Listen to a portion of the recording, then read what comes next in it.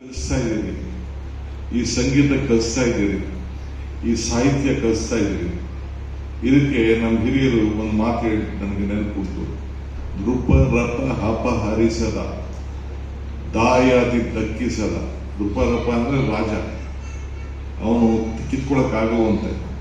ದಾಯಾದಿ ದಕ್ಕಿಸದ, ಅಗ್ನಿಯಲ್ಲಿ ಸುಡದ, ನೀರಿನಲ್ಲಿ ನೆನೆಯದ, ಗುಪ್ತ ನಿಧಿ ಒಂದೇ ಸಂಗೀತದ ವಿದ್ಯೆ. ಇವತ್ತು ನಾವು ಇಂಥ ಒಂದು ಪವಿತ್ರವಾದಂಥ ಸಂಗೀತದ ಕಾರ್ಯಕ್ರಮದ ಎಷ್ಟೇ ದೊಡ್ಡದು ಕೂಡ ನಾವೆಲ್ಲ ಸಾಧನೆ ಏನೇ ಮಾಡಿರ್ಬೋದು, ಏನೇ ಮಾಡ್ತಾ ಇರ್ಬೋದು, ಇದಕ್ಕೆ ಕೊನೆ ಇಲ್ಲ. ಶ್ರೀಗಳು ಹೇಳ್ದಂಗೆ ಈ ವಿದ್ಯೆಗೆ, ಈ ನೆಮ್ಮದಿಗೆ, ಕಷ್ಟದಲ್ಲೂ ಇದನ್ನ ಅನುಭವಿಸ್ಬೋದು, ಸುಖದಲ್ಲೂ ಅನುಭವಿಸ್ಬೋದು. ಇದು ನಮ್ಮ ಸಂಸ್ಕೃತಿ.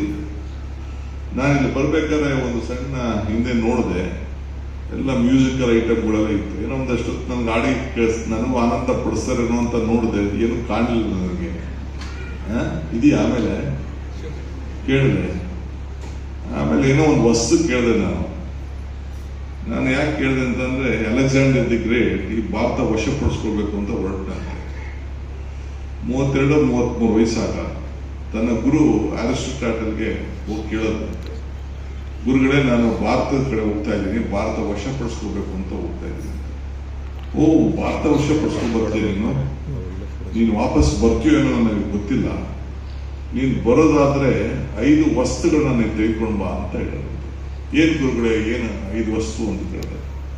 ಒಂದು ರಾಮಾಯಣದ ಗ್ರಂಥ, 2ನೇದು ಮಹಾಭಾರತ, 3ನೇದು ಗಂಗಾಜಲ, 4ನೇದು ಕೃಷ್ಣನ ಕೊರಳು, ಈ ಕೃಷ್ಣನ ಕೊರಳು, 5ನೇದು ಒಬ್ಬ ತತ್ವಜ್ಞಾನಿ. ಅಂದ್ರೆ ಇಂಥ ಪೂಜ್ಯರು, ಸನ್ಯಾಸಿಗಳು, ಈ ದೇಶದಲ್ಲಿ, ಭಾರತ ದೇಶದಲ್ಲಿ ಇರುವಂತ ತತ್ವಜ್ಞಾನಿಗಳನ್ನ ಈ 5 ತೆಗೆದುಕೊಂಡು ಬಂದ್ರೆ ಇಡೀ ಭಾರತವನ್ನೇ ವಶಪಡಿಸ್ಕೊಂಡಂತ ಅಂತ ಹೇಳಿ ಅಲೆಕ್ಸಾಂಡರ್ ದಿ ಗ್ರೇಟ್ಗೆ ತನ್ನ ಗುರು ಅರಿಸ್ಟಾಟಲ್ ಹೇಳಿದ್ರು. ಹಂಗೆ ಇದು ಬಿದಿರು ಬೊಂಬೆ, ಇದು ಬೊಂಬಿದು ಬೊಂಬ್ತಾನೆ ಧರಿಸ್ತಾರೆ ನಿಮ್ ಕಡೆ. ಇದಕ್ಕೆ ಗೊತ್ತಿದೆಯಾ ಇಂಥ ನಾದ ಇದೆ ಅಂತ? ಯಾವುದು ಇದನ್ನ ಮಾಡ್ತಾರೆ, ಆಡ್ತಾರೆ, ಅವ್ರಿಗೆ ಮಾತ್ರ ಗೊತ್ತು ಇದನ್ನ. ಆ ಸೇತ್ರದಲ್ಲಿ ಬರುವಂಥದ್ದು. ಅದು ಹಿಂದೆ ಶಂಕು ಇದೆ, ಆ ಶಂಕು ಅಷ್ಟೇ. ಕೃಷ್ಣನ ಏನು ಆ ಕಾಂಚಿ ಇದೆಯಲ್ಲ, ಅವನು ಆ ಕೂಗು ಎಂತೆಂಥ ಇತಿಹಾಸವನ್ನ ಸೃಷ್ಟಿ ಮಾಡ್ತು. ನಿಮ್ ಸಮುದ್ರದ ತೀರ್ಥದಲ್ಲಿರುವಂತ ಒಂದು ಕಾಂಚ್, ಕೃಷ್ಣನ ಇದು. ಅದು ಪಕ್ಕದಲ್ಲೇ ಟಮಟೆ ಇಟ್ಟವ್ರು, ಒಂದು ಟಮಟೆ. ಆ ಟಮಟೆ ಎಲ್ಲಿಂದ ಮಾಡ್ತು? ನಮ್ಮ ಕುರಿ, ಮೇಕೆ, ದನದ ಶರಪದಿಂದ. ಅದಕ್ಕೆ ಗೊತ್ತಿತ್ತ ನನಗಿಂತ ಶಬ್ದ ಬರ್ತಿದೆ ಅಂತ. ಹಂಗೆ ಪ್ರತಿಯೊಬ್ಬನ ಮನುಷ್ಯನಲ್ಲೂ ಕೂಡ ತಂದೆ ಆದಂತಹ ಇತಿಹಾಸ ಇದೆ. ಯಾವ್ದಾದ್ರು ಶ್ಲೋಕ ಹೇಳಿ ಅಂತ ಹೇಳ್ತಾ ಇದ್ರು. ನಾನೇನು ಶ್ಲೋಕ ಹೇಳಿ? ನಾನು ನಮ್ಮ ಶಾಲೆಗಳಲ್ಲಿ ನಮ್ಮ ಗುರುಗಳು ಹೇಳ್ಕೊಡ್ತಾ ಇದ್ರು, ಪರೋಪಕಾರಾಯ ಫಲಂತಿ, ಒಂದು ಸುಭಾಷಿತ ಶ್ಲೋಕ. ಪರೋಪಕಾರಾಯ ಫಲಂತಿ ವೃಕ್ಷಾಯ, ಪರೋಪಕಾರಾಯ ವಹಂತಿ ನದ್ಯಾಯ, ಪರೋಪಕಾರಾಯ ದುಹಂತಿ ಗಾವ, ಪರೋಪಕಾರ ಇದನ್ ಶರೀರ. ಅಂದ್ರೆ ಈ ಸಮುದ್ರ, ಈ ನದಿ ತನ್ನ ಸ್ವಂತಕ್ಕೇನು ಪ್ರಯೋಜನ ಇಲ್ಲಂತೆ. ಅದು ಬೇರೆಯವರಿಗೆ ನೀರು ಕೊಡ್ತದಂತೆ, ದನಕರುಗಳಿಗೆ ನೀರು ಕೊಡ್ತದಂತೆ, ಜಮೀನು ನೀರು ಕೊಡ್ತದಂತೆ, ವ್ಯವಸಾಯಕ್ಕೆ ಆಗ್ತದಂತೆ, ಇಂಡಸ್ಟ್ರೀಸ್ ನೀರು ಕೊಡ್ತದಂತೆ, ಎಲ್ಲರಿಗೂ ಕುಡಿಯೋ ನೀರು, ಎಲ್ಲದಕ್ಕೂ ಕೂಡ ಅನುಕೂಲ. ತನ್ನ ಸ್ವಂತಕ್ಕೇನು ಪ್ರಯೋಜನ ಇಲ್ಲಂತೆ. ಈ ಮರ ಇದೆಯಲ್ಲ, ಈ ಮರನೂ ಕೂಡ ಯಾರಿಗೂ ಇತ್ತು ಆ ಸ್ವಂತಕ್ಕೇನು ಪ್ರಯೋಜನ.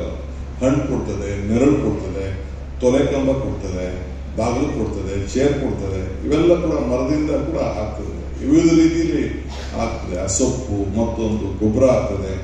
ಅದು ಸ್ವಂತಕ್ಕೇನು ಪ್ರಯೋಜನ ಇರುತ್ತೆ.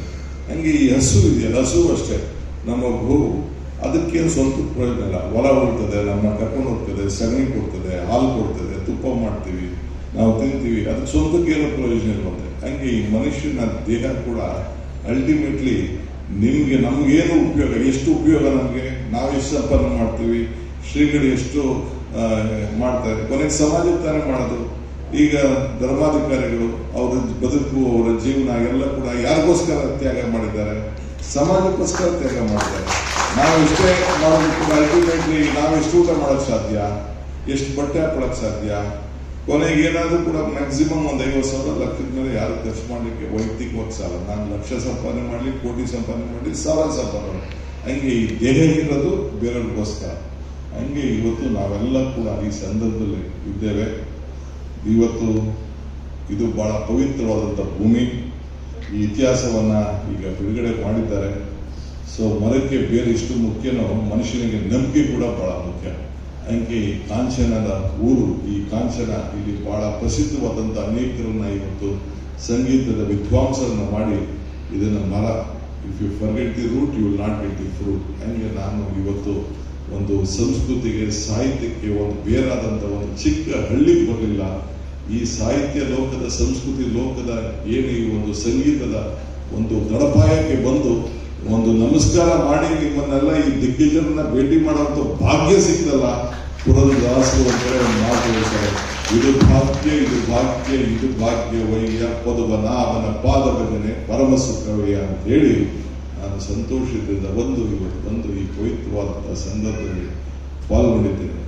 ಒಂದ್ ಕಡೆ ಭೀಷ್ಮ ಧರ್ಮರಾಯನನ್ನು ಮಾತಾಡ್ತಾನೆ, ಋಣೈ ಚತುರ್ಭಿ ಸಂಯುಕ್ತ ಜಾಯಂತೆ ಮಾನವ ಭುವಿ ಪಿತು ದೇವರ್ಷಿ ಮನವಿಜಯ್ ದೇವ್ಯಸ್ಯ ಧರ್ಮದಾನ. ಅಂದ್ರೆ ಮನುಷ್ಯ ಹುಟ್ಟುವಾಗ 4 ಋಣದಲ್ಲಿ ಹುಟ್ಟಂತೆ.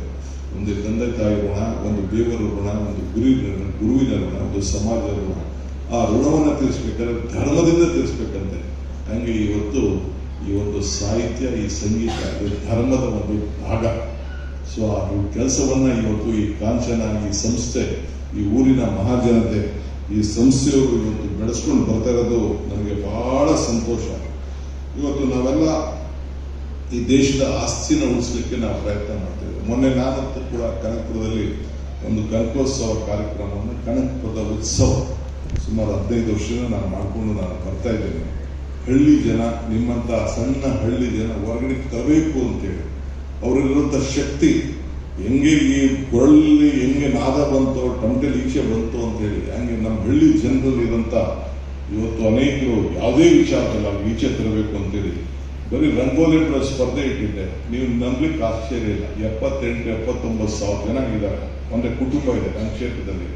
75,000 ಜನ ಮನೆಗಳು ರಂಗೋಲಿ ಬಿಟ್ಟು ಸ್ಪರ್ಧೆಗೆ ಇಳಿದ್ರು.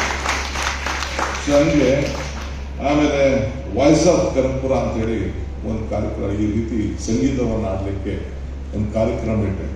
ಸುಮಾರು 8,000 ಜನ ಆ ಮಕ್ಕಳು, ಅವರ ಯುವಕರು ಎಲ್ಲ ಹಾಡನ್ನ ಹಾಡಿದ್ರು.